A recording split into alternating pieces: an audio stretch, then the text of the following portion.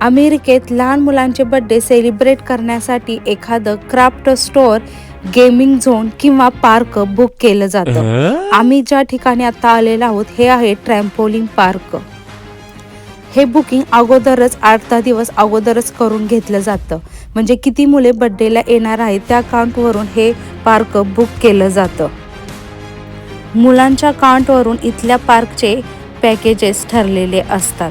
किती मुलं येणार आहेत त्यावरून हे पॅकेज ठरलं जातं. इथं मुलांना 1 ते 1.5 तास खेळायला वेळ दिला जातो. आता हे जे ट्रॅम्पोलिन पार्क आहे या पार्कमध्ये ज्या काही ॲक्टिव्हिटीज आहेत ती सर्व ॲक्टिव्हिटीज मुलं इथं 1 ते 1.5 तास छानपैकी एन्जॉय करतात. मुलांचं खेळून झाल्यानंतर इथल्या पार्ककडूनच मुलांना पिझ्झा आणि कोल्ड्रिंकसुद्धा दिलं जातं आणि मुलं छान प्रकारे हा बर्थडे एन्जॉय करतात. कमेंट करून हा बर्थडे ट्रेंड कसा वाटला मला नक्की सांगा.